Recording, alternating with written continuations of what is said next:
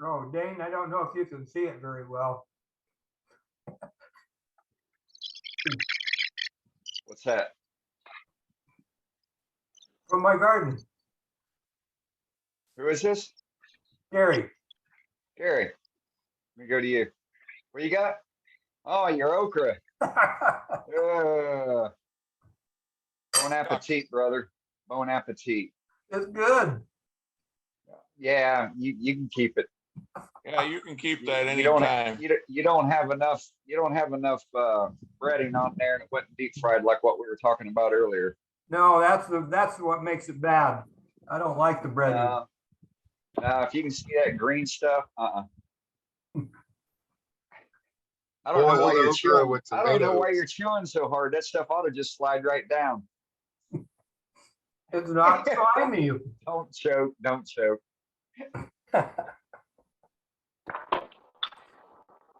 Oh Lord, nothing but good-hearted fun, folks.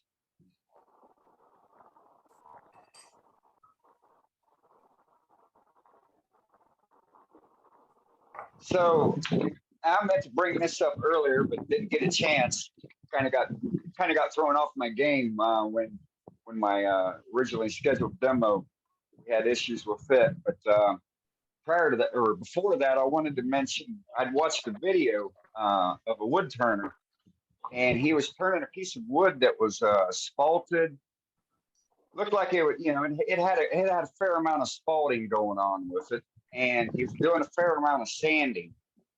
And with the sandpaper, he was just taking the sandpaper. And there's a lot of folks that do this, and they just hold it in their hand with no backer underneath it. And he's going back and forth, switching directions, going back and forth, Dust is just peeling off, going into the extractor.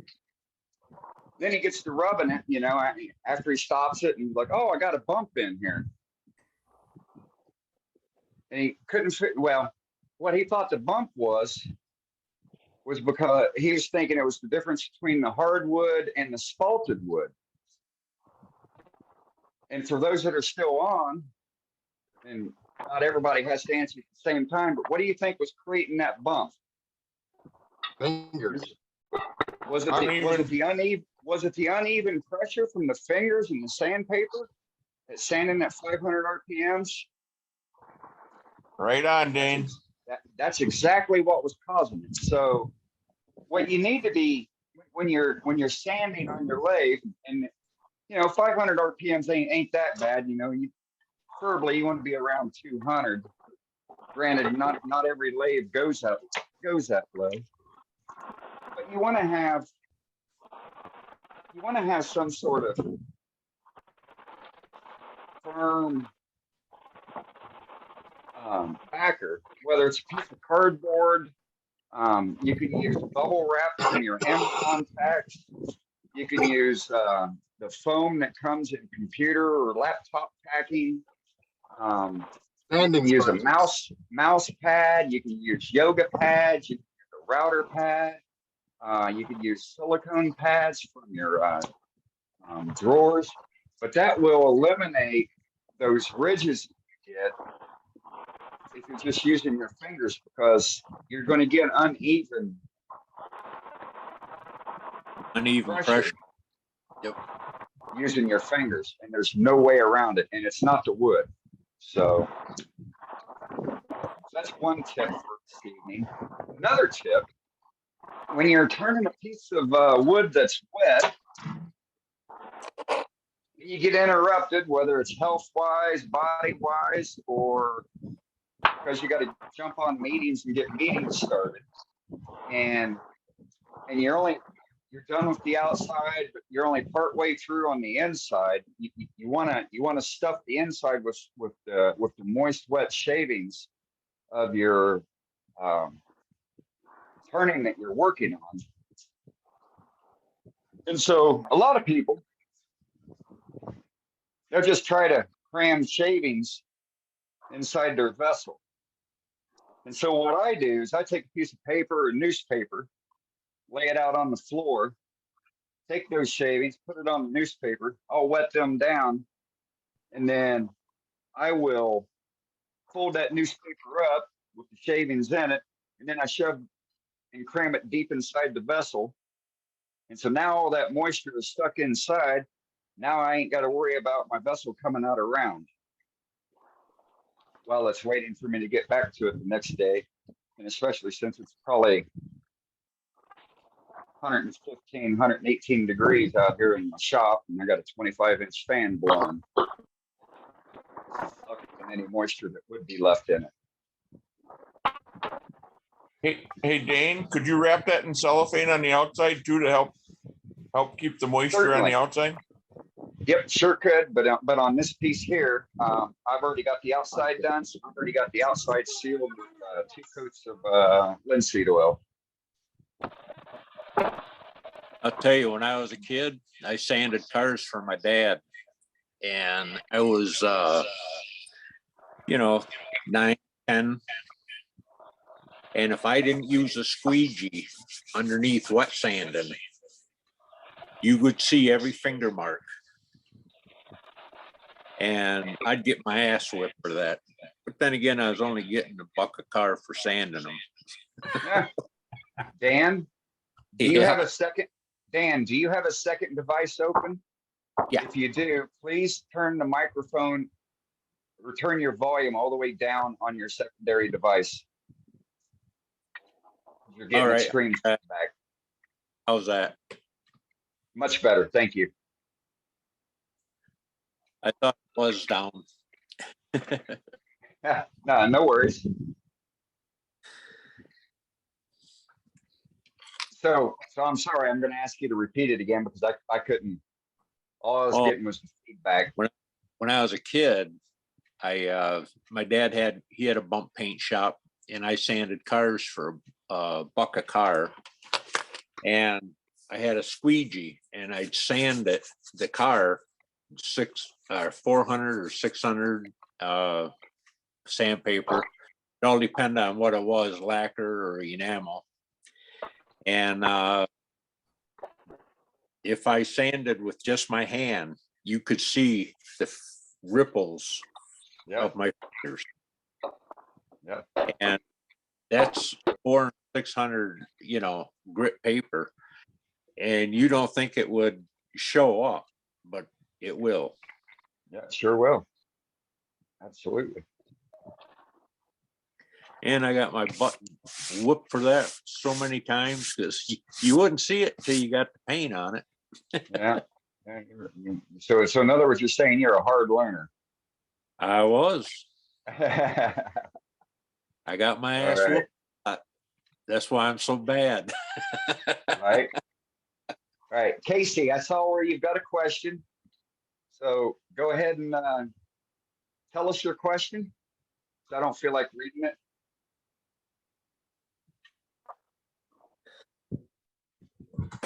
Casey. Hey, Dane, can you hear me? Yeah.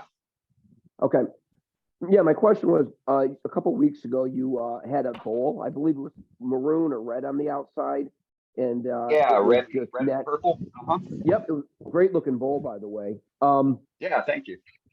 My question was, I thought you may have said that you put boiled linseed oil on as a sanding sealer, then you dyed it with whatever dye you were using, and then on top of that, you used the Parfix 3408. I guess my question was, does the Parfix go through all those levels to penetrate into the wood? Yeah, so you got it backwards. So it's final sanded to the get my final surface. Then I dye it. Then I use boiled linseed oil as my sanding sealer. So I dye it, then I put the linseed oil on it, let the oil dry, which out here, several hours. And then I will put a coat of 3408 on it, wipe it off, let that dry. And then I'm done with the outside. And then when I'm finished turning the inside of the bowl,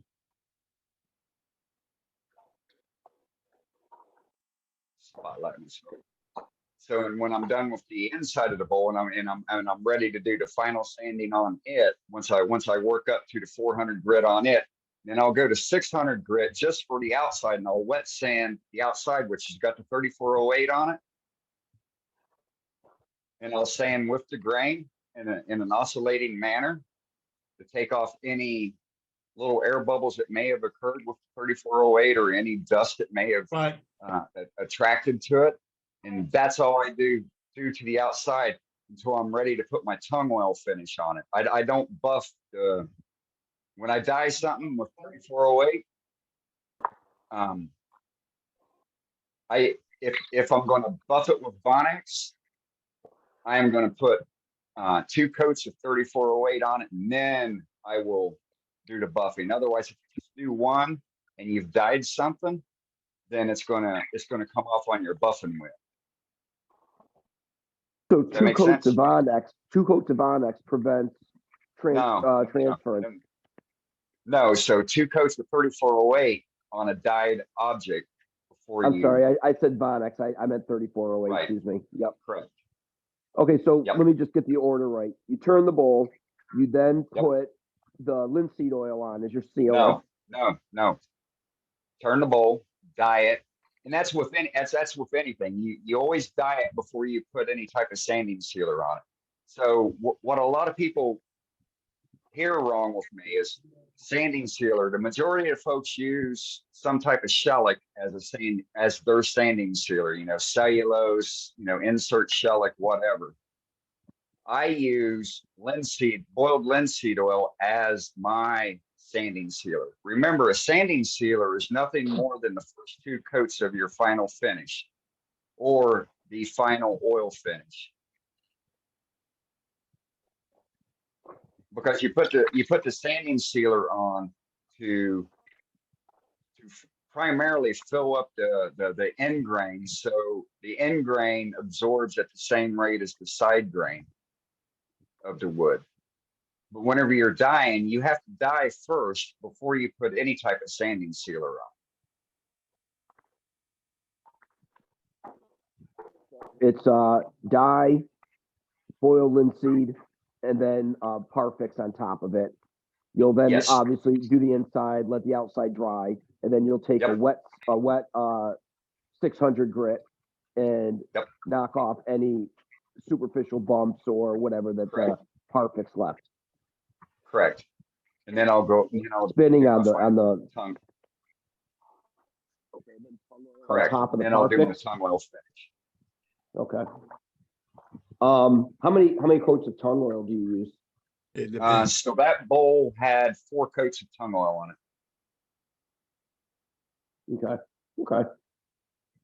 And you cut your first coat of tongue oil, don't you? Yes, the first coat. Sometimes the first 2 coats on the raw wood will be 60, 40, 70, 30%, something like that. And then another 3 or 4 coats of the full strength. So on that bowl, there was one.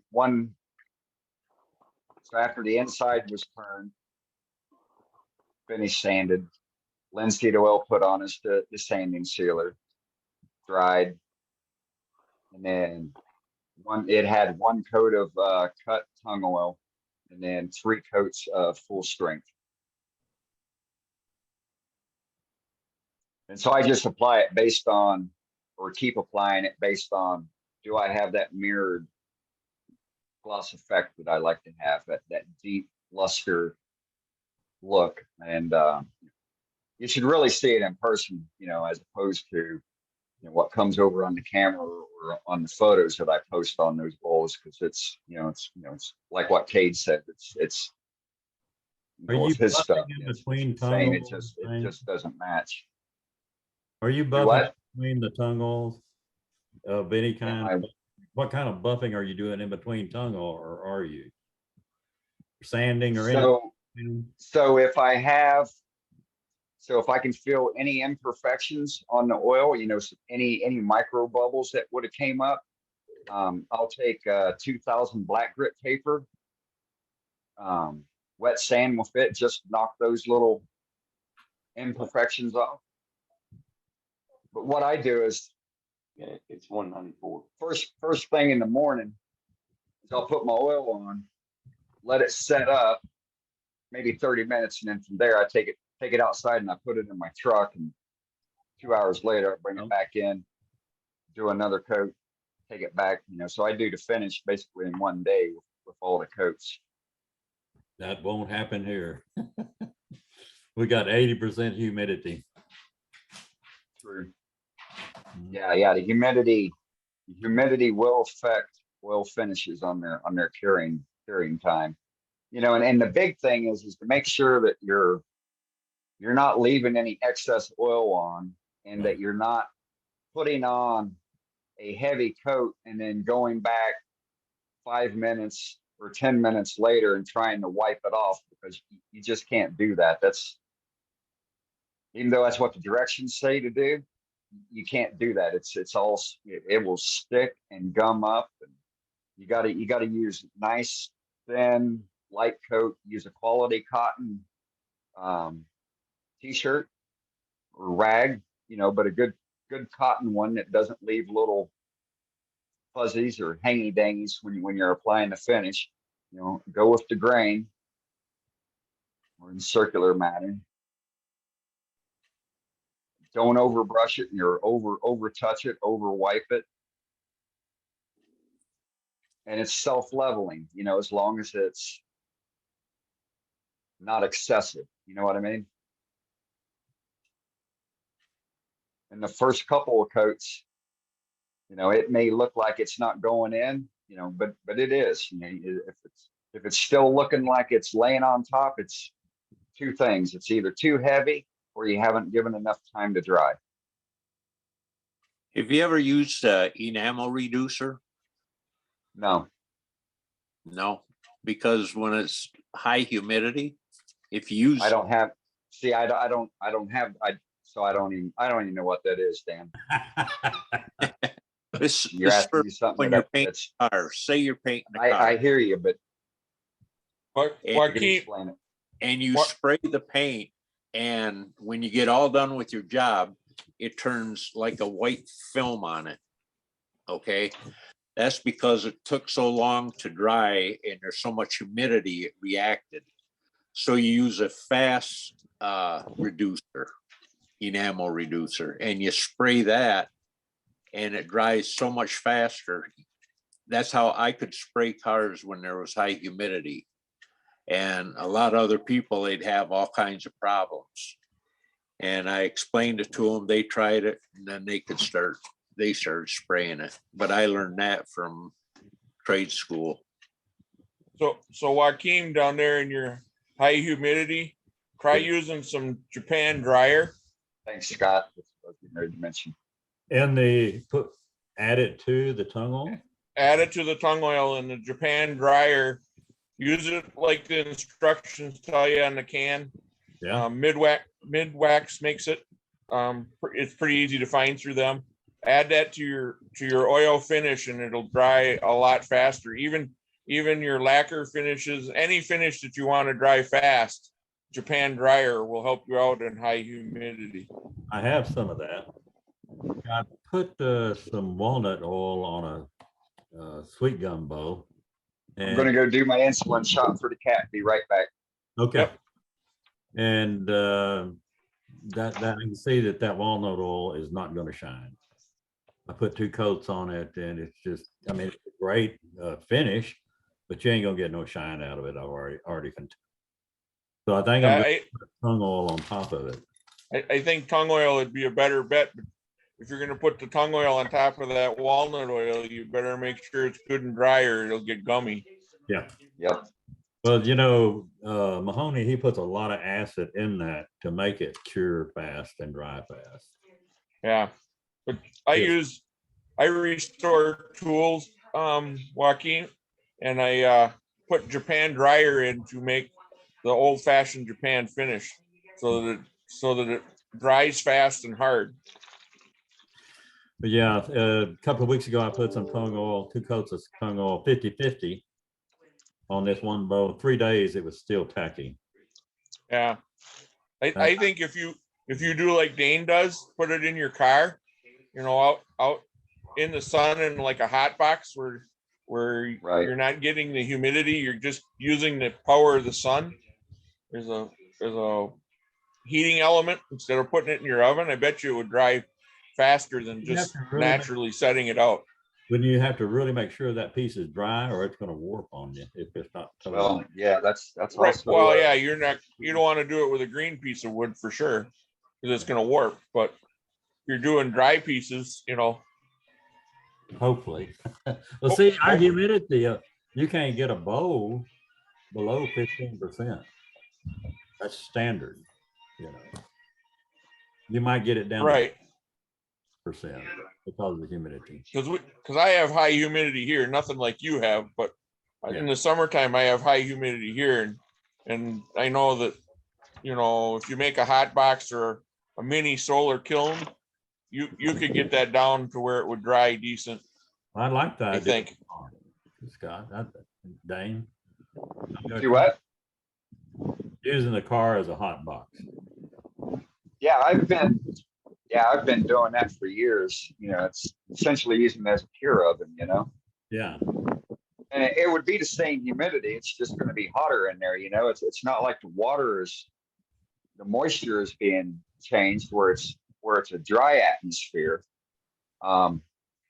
What I would do, Joaquin, is turn a piece to, you know, your normal final thickness, and then just set it out there and see how it reacts.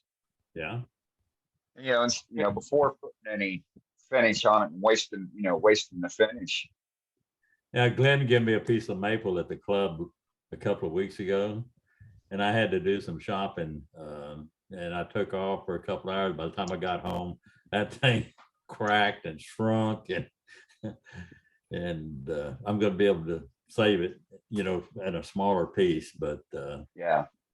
I should have. Well, Joaquin, I had some box elder that I cut last fall, and it was green when I cut it. It still had leaves on it, and I left a couple pieces in the back of my pickup. I didn't have room for them in the shop. The ones in my shop sitting on the floor in the humidity space didn't crack, and the other ones sitting in my truck overnight cracked just from the sun baking them in the truck. So Right. I mean, so your truck you can use it as a hot box, Yeah. or you can make yourself a mini solar kiln and control that humidity if you want to. If you just watch some of these guys that make regular solar kilns for drying wood, all you need is a computer fan, some kind of timer to turn that fan on and off, and watch your humidity. Have a humidity gauge so you can watch the humidity in that hot box, and just that little fan will pull that humidity out, and you can control your moisture in your wood that way. Mm-hmm. Yeah. I mean, it's Yeah, just maybe another thought even, for you. right? You know, maybe even a gallon pot of water in your vehicle while you're testing the raw piece of wood. Right. Because it would emit, you know, additional moisture into the air, even though it's still hot, but now it's going to be more, the moisture content is going to be more saturated. Yeah, that'd be worth experimenting with to see what it does. Yeah.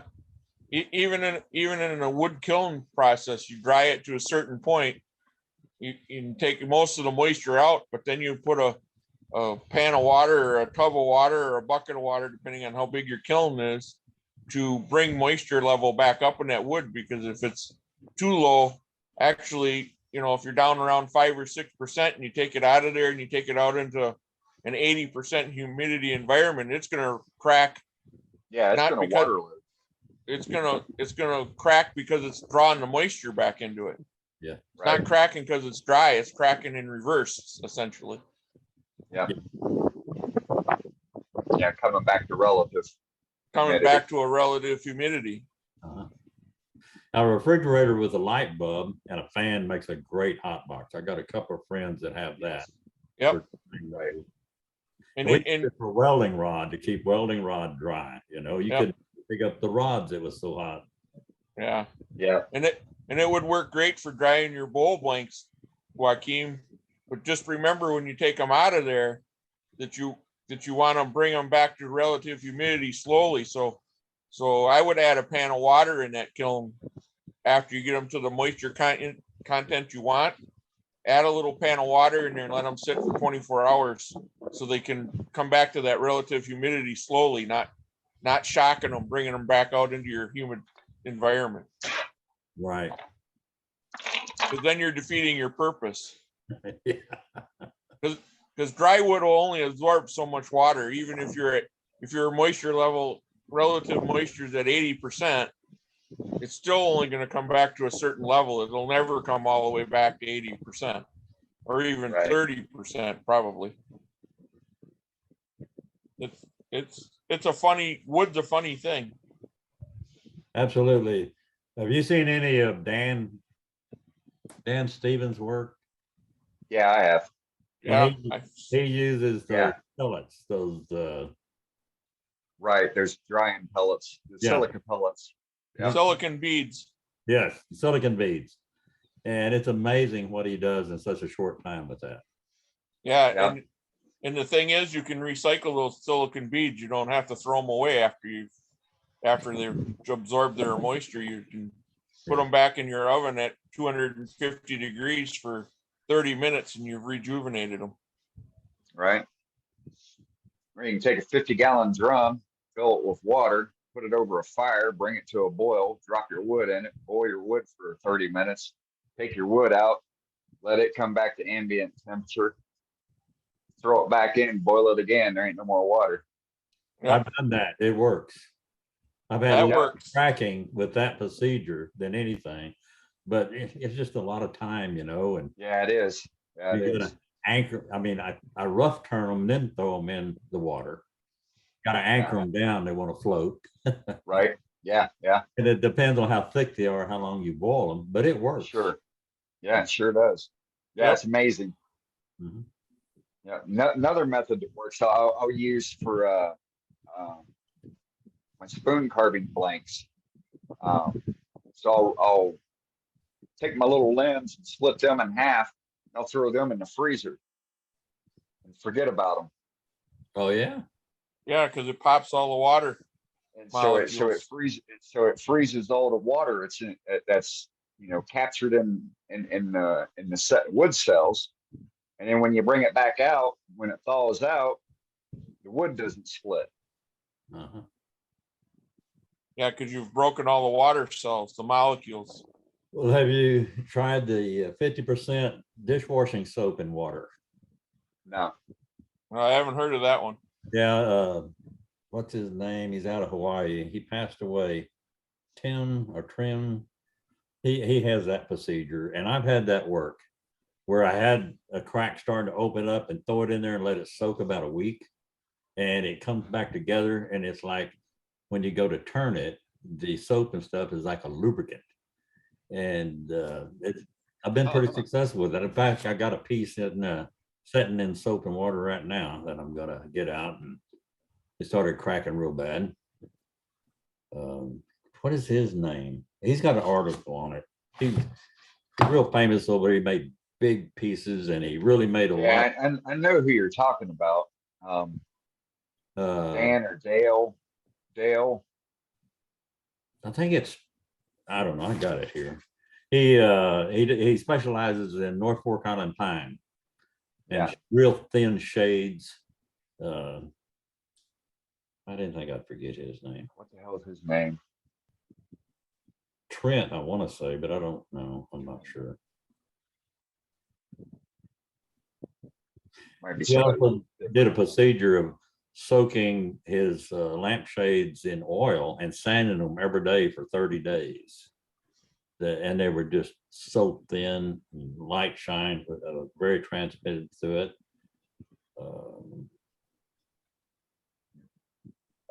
Mesh.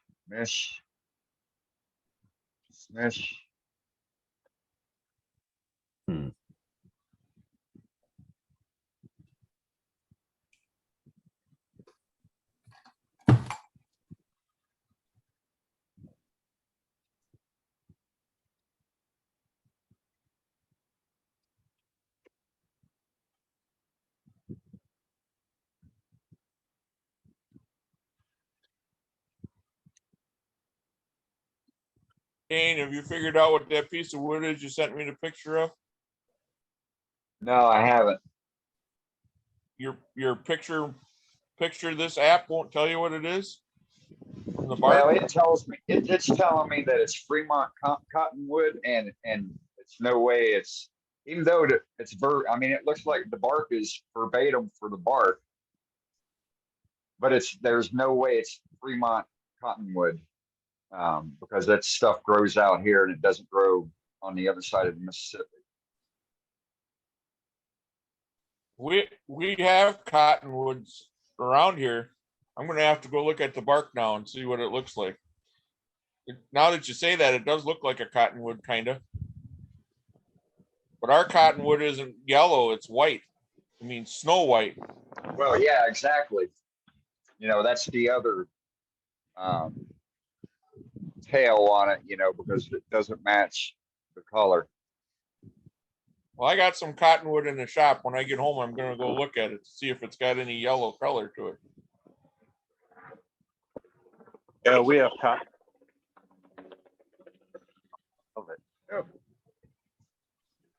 And cottonwood would be native to Kentucky, where it came from. Yes. Well, yeah, cottonwood's native up there as well, but you know, again, you know, it's just it's a different type of cottonwood.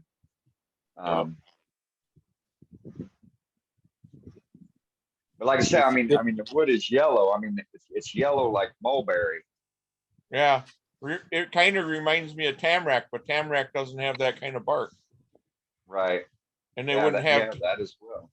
And like I said, this piece, I mean, granted it's big, but at the same time, it is heavy. I mean, it's way heavier. And cottonwood wouldn't be heavy. That would be light. No, exactly.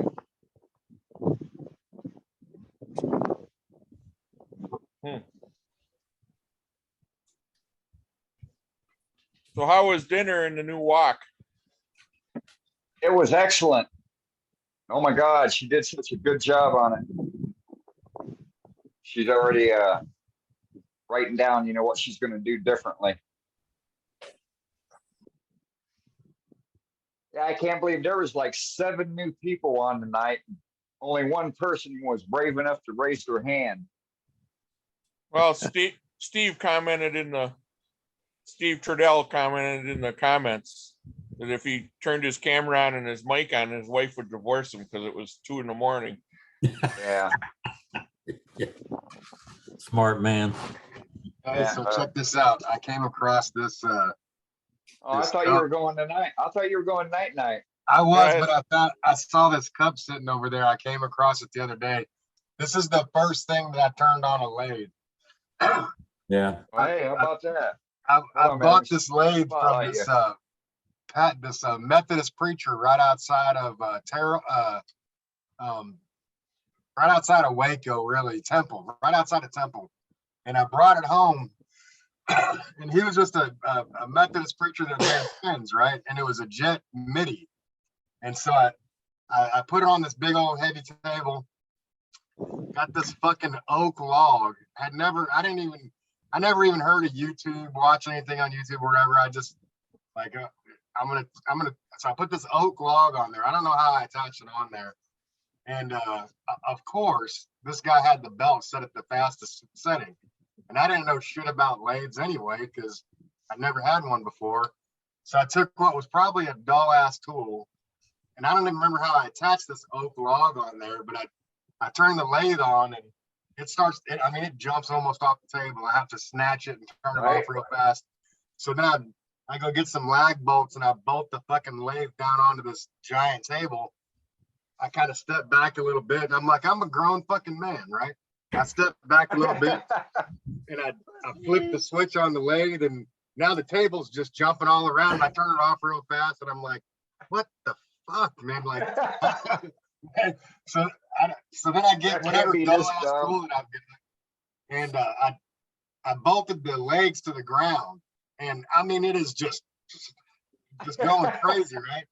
And I just start hitting that thing with that tool or whatever, you know, and get all the chips and the barks, and I get it kind of relatively round, and I think I probably went to bed. I was probably beat to hell. And then the somehow I figured out how to hollow out the inside. And so then I was talking to some old man about this badass oak cup that I made in green. He said, man, he said, you know, you can turn them things down, right? I'm like, what? He said, yeah. And I went home. I didn't have a clue. I was just, I'm looking all over this lathe or whatever, and I flipped that little panel up on the back and I saw those belts in there and I switched the speed down low. Yeah, right. It's like, oh, that's where you change it.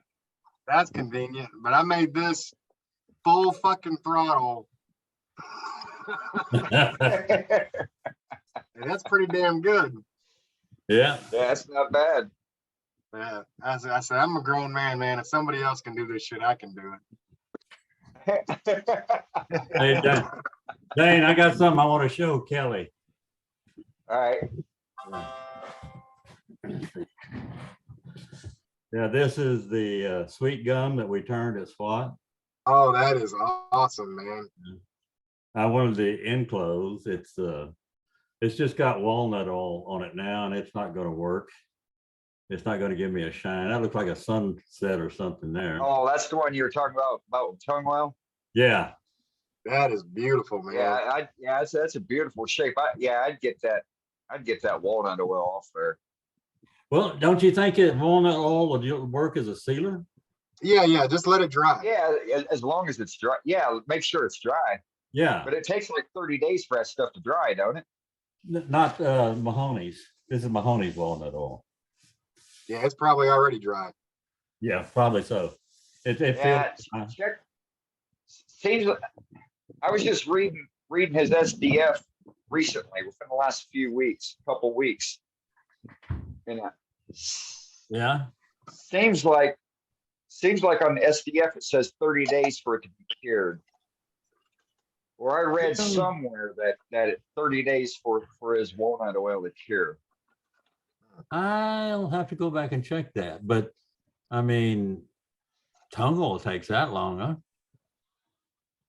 Well, again, it depends on where you're at, But see, I don't have a problem with this drying, but I have a problem with the tongue oil drying. Yeah, I think maybe you're just putting too much on. Yeah, I think you're getting it too thick. No, I learned that lesson a long time ago. I wipe it off as soon as I put it on. I don't let it set. So I would go with a 50, at a minimum 50-50. Well, I would do 70-30 DNA and DNA 70, tongue oil 30%. Scott was talking But, about that Japanese stuff. What do you think about that? Well, I think that's a viable option, but I've never used it. But I do know JO will make stuff dry really quick. Yeah, my wife swears by that Japan dryer stuff on some of the stuff she does. Yeah. You could put that Japan dryer in with your 70-30 split, because you're only going to put maybe less than 2 ounces in there, Joaquin.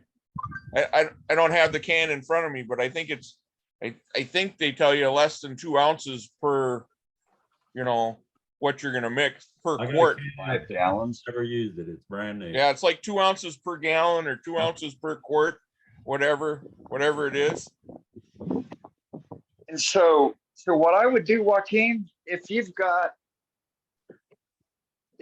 old, if by a chance you keep super glue bottles. Yeah, I do.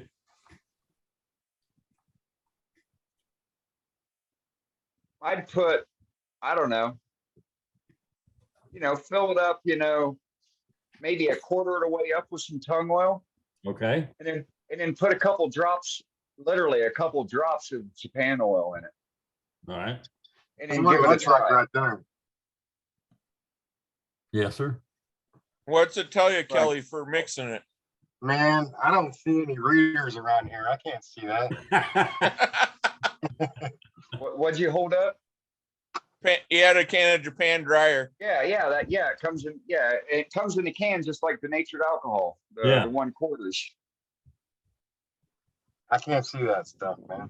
And I think Michael's will, or Hobby Lobby, or Anywhere that sells stain, you should be able to get it. something like that, sells it in a round bottle, 20-ounce bottle or something like that. Yeah, Minwax comes in a round can. But you would only, Joaquin, you would only, for a little bit of tongue, and that amount of tongue oil Yeah. would be God's plenty to do that whole bowl. Yeah, absolutely. Mhm. Yeah, You know? like get an eyedropper and put, like Dane says, put two drops of that in there. I think that'd be more than enough in that, small So this is CA bottle. this is an 8-ounce Parfix bottle. Right. And I only put that much oil in there, tongue oil in there.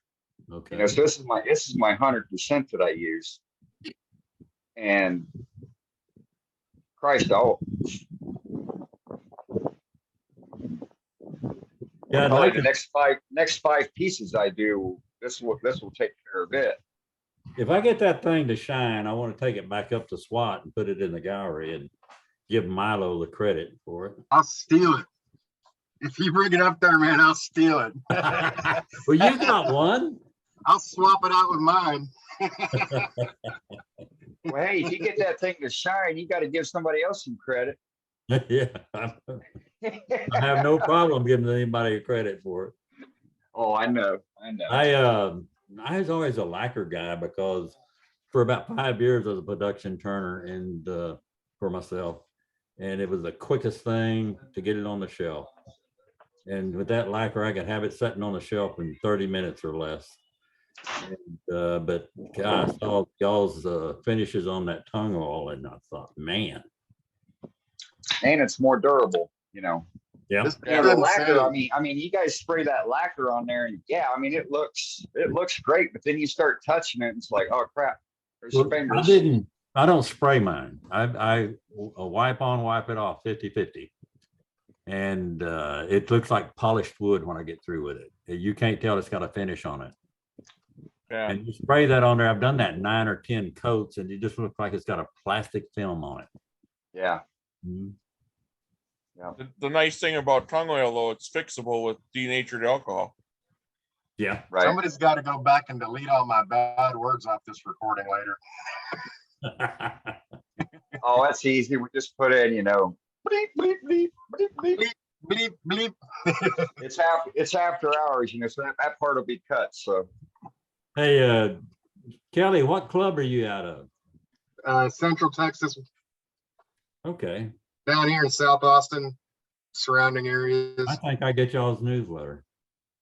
You might. Yeah. Hey, guys, I'm gonna let you go. See you, all Dan. right, Dan. Hi, Dan. All right. See you You next guys have week, a buddy. great- Yep, bye-bye. Bye now. Take care. I think Gary Beers is the president right now. Cortland was the president last year. Who is?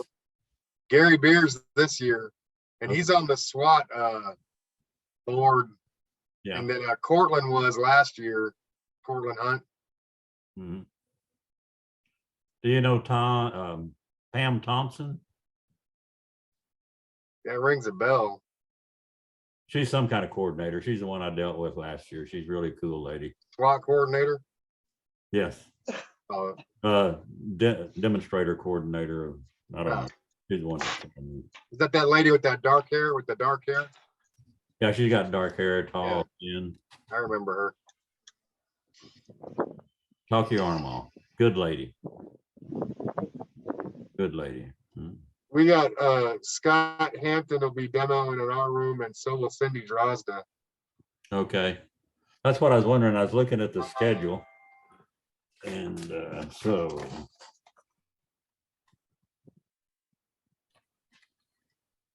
Okay. You're in room 207. McLennan with a paramedic.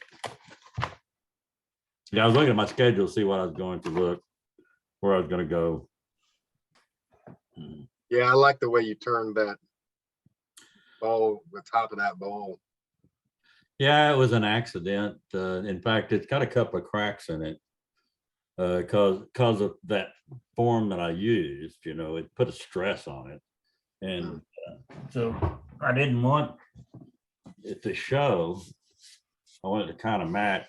I don't know if you can see that, but that's Yeah. filled with Texas ebony shavings in there. That's nice. Yeah, 2 of them. But I didn't want it to stand out. I wanted it to look like some of the rest of it. I really like that, man. That's a really nice bowl. Yeah, I'm kind of a fan of enclosed bowls more than the open ones. I had to turn mine the way I turned it though, because of those nails that were in it. Oh, yeah. I wonder if they'll have anything like that again this year. Yeah, he does the bowls that the year before that it was mulberry. Yeah, I forget what the guy's name is. He got me. I'm going to be demoing, turning some pins over there in the pin turning group. That was last year. It was Dane. No, it was Ward. Last year was Ward. This year's a different guy. Yeah, he put out he needed some help, and I said, "Well, I got an hour or 2 somewhere. I'll help you." I'll stick little Brooklyn down there. She'll turn some pins. Yeah.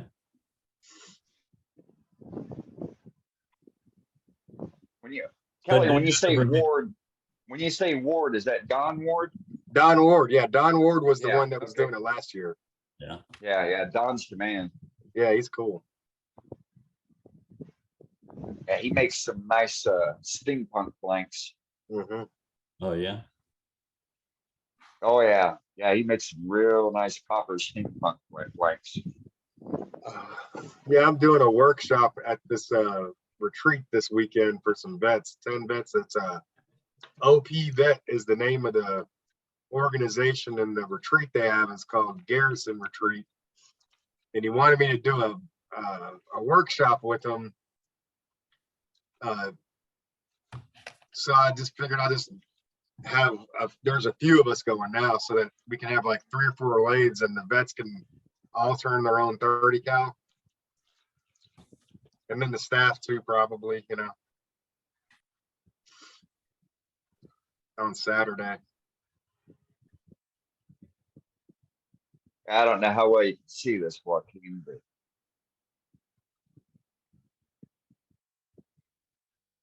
here's an example. Oh yeah. Hey, his blanks are cool. Yeah, that's really rad. Yeah. That's on the tame end compared to some of the ones that I've gotten from him. Of course, I haven't bought any from him in several years because I don't do pins. Oh, yeah. I was up at my son's a couple of years ago, and a coral snake come up. I killed this coral snake, and I put him in the garbage. And on the way home, I went, "You big dummy. You could have made a resin pin out of that thing with that skin." Right, there you go. Yeah, you would have skipped it. I thought that's where you were going with that. Yeah. I've seen them with rattlesnake, but and there's one guy out of the valley, he does it with bullshit in it. He mixed it in there. Yeah. I wouldn't touch that pin. I know the bullshit ones, and then the moose shit. Yeah, I don't get it. I don't either. I make a lot of pins, man. They're easy to sell in your booth or whatever, real quick. And but man, it's cool to have like a big old box of them, because anytime she says something like, hey, we're going to so and so's for whatever party or whatever, it's somebody's birthday party, or in 2 seconds you got something that took you 5 minutes, and it's some kind of amazing gift for somebody, Yeah. Yeah, true. When the boat actions come out, I was right in on them doing gun shows. Yeah. And I've lost count how many of them suckers I've done. So the deer horn and the rifle clip. On my little, I had a bunch of pins at the these ones that I sell for $40. It's I don't remember the name of them, but they're real simple, but it's like a long tooth pin. I had them set up on my little booth on this last Saturday, but like maybe a year ago, I turned 2 sets of Vertex pens, those magnetic Vertex lids. Two Yeah. sets. One set I did a fountain and a roller ball and burl. The other one I did those flower blanks, a fountain and a roller ball Vertex. And I never even really intended to sell them because they're just so damn cool looking. So, but I had them in this little box. And so I set all these pens up, and these really young kids, I mean, like 19, 20 with a little baby, you know, they came over in my booth and they were oohing and ahhing on stuff. And then the guy said, "Oh, check out these pens. We ought to get some of these from mom and dad." And he's like, "How much are these pens?" And I go, "Well, they're $40. And he goes, "These are $40. And I go, "No, not those. These are $40 right here. These are about $50. Those are kind of different." "Well, how much are they?" And I said, "Well, I sell them as a set, but they're $80 per pen." And he goes, "Oh," and he goes, "Okay, well, I'll take them. I'll take all 4. Right on. Yeah. You want to know what did it for me for pens? I wound up getting 3 massive orders, and I was so sick and tired of turning ink pens. Yep. Yeah, but just do it production style. Stop. I mean, don't turn Well, pens. yeah, Just, that's what I did. You know, I batched Yeah. them out and everything, but at the same time, yeah, I get bored and yeah. just. No, I get it, ugh. man. I've got drawers and drawers and drawers of pen kits, and then, but what I'll do is just like maybe 2 or 3 times a year, I'll just do like a pen run. You know, I'll get out a bunch of concavas and I'll make a ton of concavas, and then the next time I'll do a ton of bolts. Yeah. You know, or I'll order something. I just ordered those pens. Oh, check these out. In Hawaii, wood pen or whatever. He's got a bunch of military stuff, but he also carries these this Celtic one that you just don't see very often because that's the only place that you can get it is from that guy in Hawaii. Yeah. Anyway, that's a really cool looking pen, and it's only Yeah. $10 for the kit. And then he's got like the big giant size, and then he's got the junior, Right. same kind of thing. And on the juniors, it's got like a weird manufacturing defect. So when you order one of these, he sends you 2 kits because he thinks that you're going to cannibalize one kit to fix the little problem that it's got. And what it is there's supposed to be threads here on this side, Yeah. and they're too short for the pen to actually post. So he sends you 2 kits so that you can cannibalize the front threads and put them on the back. But I just make it a postless one. Instead of putting this thing behind the threads that don't fit, I put it in front and just glue it down. And so Oh, okay. I just make a non-postable pen that looks like that, you know, and it's a really cool pen. Right. Yeah. I'll just make all. Well, I you know, with those, you know, with those junior, with those Aaron style pens, for me, as an accountant that wrote all the time, having that post on there, it makes the pen entirely too top heavy and uncomfortable to write with. So, you know, if you're actually using that pen to write with, you're not going to have that post on there anyhow. Right. Yeah. So for $10, I buy the pen, but I get 2 of them, and so I'm getting them for $5 for the juniors. Right. Right. That's a good deal. Yeah. Yeah. I'm like you, Kelly. I got all kind of kits out there. In fact, my wife told me the other day, you need to get out there and make every kit you got. You know, we're talking about pizza cutters and just all kinds of Oh stuff my God. through the I'll years. probably Well, got- you guys stare at it every meeting. That's what's on my pegboard or pen kits. I noticed that. Yeah, I probably got about 50 peppermill Right. kits. I've got dartboard kits. I've got silverware from that guy out of Fort Worth. I mean, Yeah. Christ, I've got probably $1,500 worth hanging there. I I've got know. about 10 peppermill kits and I've never made a peppermill. You know, what's the deal? My favorite ones are and I've made them all, and they sell real fast, but it's this one where you got a top and a bottom and like a clear center. So cool looking. Yeah. They came from PSI. Real easy to make. Yeah, All for of it's easy to for peppermill kits, or when I do peppermills, which is which is another thing that I'm not a fan of doing. But the mechanism that I like and prefer is to crush grind, because the whole mechanism is porcelain. Mhm. So you can use salt in there as well, and it doesn't erode the mechanics. Yeah. And then There's another one that's and then when I do a pepper mill, I don't just straight bore it. I hollow it out. That way the damn thing actually holds some peppercorns, and the user's not having to fill it up, every weekend. yeah, that's a good idea. Yeah, there's another cool one that's got a push button on the Yeah, top. the pump grind. I like those. I've got several of them, but I'm yet to turn to one. My daughter's been waiting on a set of them for 5 years now. Every once in a while, Woodcraft puts these little lighters on sale. They normally sell them for like $16, but every once in a while, Woodcraft will have them for like $7 or $8, and I'll buy like 30 of them because those Yeah. are easy. They're easy sells. Oh yeah. Selling for Yeah. $80. Yep. Nice.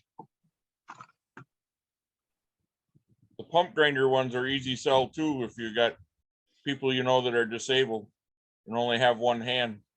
Yeah. And they're super easy to make.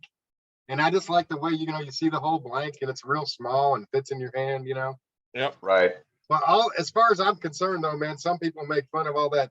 I call all of it paint by number. It's all paint by number crap, but it's like, it's so easy and they're badass gifts, and you can sell the hell out of all that stuff, Yeah.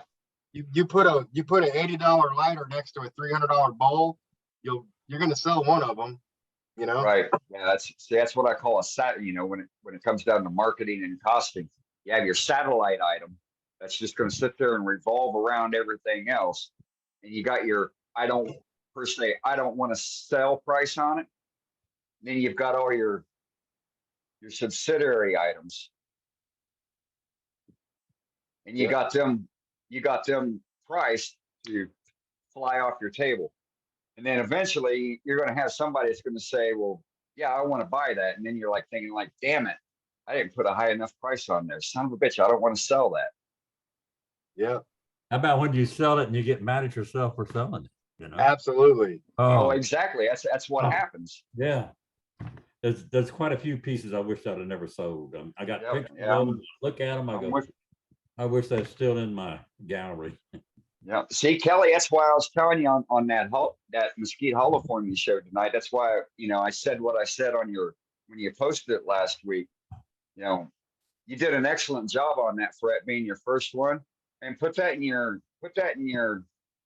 I love me. So, I've that's got your first rows and one. rows Don't- of I love me's. well, understandable, but that's your first quality holoform. Yeah, know what I well, mean? it's the biggest one that I've turned with that small of a hole. Well, I've done some And with- holoforms with that like type light of- bulbs. Right, but you've got so everything you said, plus you've got that inclusion on it. That's You're not right. going to find another piece that's got that inclusion on it. Guaranteed, you let that thing go. One, you'll let it go for the wrong price. Regardless, it's always going to be the wrong price, because you're going to be wishing that you had it back. Exactly. No, I took it with me and had it on the table or whatever, and everybody wanted to buy it, but I wouldn't sell it. Yep. It was just there. So it's like, why'd you bring it with? Because I want to look at it. Right. Yeah. Because I wanted y'all to see it. It's Just wanted 110 you to know it's- degrees out here, and I'm sitting around waiting for you guys to show up and buy this $80 fucking lighter. I'm gonna look Right. at my damn hollow form. Yeah. Right. Because I know how it fought me. What is that lighter? It's a kit that Rockler has, and it's modeled after a World War II trench lighter. So Okay, you just turn the body, I like it. and it's a Zippo refill on the bottom. Okay. Yeah, I like them too. Yeah, like when this guy opened up a cigar shop down the street, I went into Rockler. I saw a sign for a cigar shop, so I went into Rockler and I bought a couple of the cigar tube things, and I had a couple of the lighters or whatever, and I made a couple matching cigar tubes and cigar lighters, and Walked right in there and said, "Hey man, is this your new cigar shop? Well, look what you need." So he bought both of the lighters, both of the cigar tubes, had me go out and get anything else out in my truck that he might like. He bought a couple of pens and he bought a dart set for his dad, you know. Nice. God. Yeah, I used to make cigar holders and sell to a local cigar shop here. The humidors though. Ruckler has the one that's got the actual humidor dial on it. Oh yeah, Yeah, it's even better. does it actually work though? Yeah. Yeah, you put a little bit of water in there and you'll see the Oh, dial okay. look.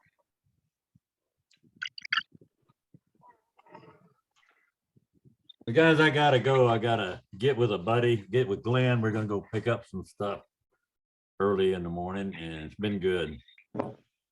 So y'all take All care. right, Joaquin. All right. See you later, Joaquin. Thank you, man. Talk to you All right. later. All right. Yeah, I'm heading out too, so I'll catch you next week. All right, Don. See you, Have a Donald. good one. Good night, Donald.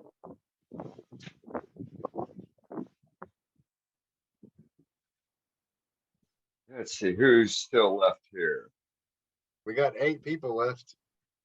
Hey, how about that? 7. Is Eddie with us, 7. or is he sleeping? He kind of looks like he's sleeping.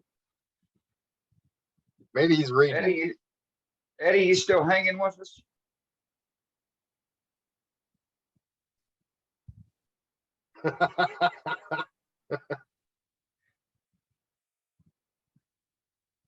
Everything all good, Eddie?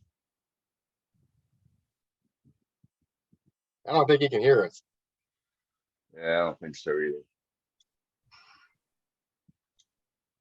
Gotta love Eddie.